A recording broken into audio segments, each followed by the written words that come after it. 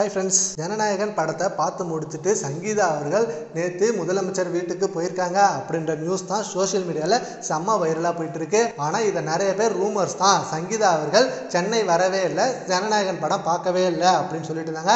ஆனால் சில வீடியோஸ் இப்போ சோஷியல் மீடியாவில் ரொம்ப வைரலாக போயிட்டு இருக்கு.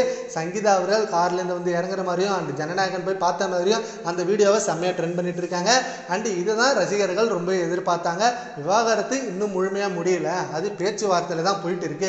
பட் விவாகரத்தை ரத்து பண்ணிட்டு திரும்பவும் ஒரே குடும்பமா சேர்ந்து வாழணும். சங்கீதா அவர்கள், ஜேசன் சஞ்சய், விஜய் இப்படின்னு எல்லாருமே ஒரே குடும்பமா சேர்ந்து வாழ்ந்தாதான் இப்ப விஜய் அவர்களுக்கு மிகப்பெரிய பக்கபலமா இருக்கும். அவர் முதலமைச்சர் ஆகிட்டாரு. அப்படி இருக்க இந்த நிலையில அவர் குடும்பத்திலே ஏகப்பட்ட பிரச்சனை இருந்ததுன்னா கண்டிப்பா அவரோட நாட்டு மக்களுக்கு சேவை செய்யறது மிகப்பெரிய தடையா இருக்கும். அண்ட் அவருக்கும் மனசுல அவ்வளவு கஷ்டங்கள் இருக்கும் அப்படின்னு ரசிகர்கள் செம்மையா சப்போர்ட் பண்ணிட்டு இருக்காங்க. அண்ட் முதலமைச்சர் பதவி ஏற்பு விழாவுக்கே சங்கீதா வருவாங்க அப்படின்னு ரொம்ப எதிர்பார்த்தாங்க.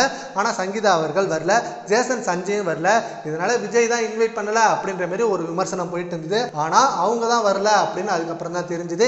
இப்போ ஜனநாயகன் படம் விஜய் அவர்களோட கடைசி படம், ரசிகர்களுக்கு ரொம்ப ஸ்பெஷலான படம். ஸோ இந்த படத்தை தியேட்டர்ல வந்து பார்க்கணும், குடும்பமா வந்து பார்க்கணும் அப்படின்னு ரொம்ப எதிர்பார்த்த நிலையில அவங்க வராம இருந்தது மிகப்பெரிய ஏமாற்றமா இருந்தது ரசிகர்களுக்கு.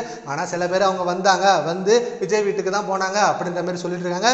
பட் அது முற்றிலும் ரூமர் தான். சங்கீதா அவர்கள் வரவே இல்லை, லண்டன்ல தான் இருக்காங்க அப்படின்னு சொல்லி ஒரு விஷயம் வந்துட்டு இருக்கு. பட் அவங்க வந்திருந்தா செம்ம ஹாப்பியா இருந்திருப்பாங்க ரசிகர்கள். இதை பத்தி உங்க ஒப்பீனியனை கமெண்ட் பாக்ஸ்ல கமெண்ட் பண்ணுங்க. Thank you friends.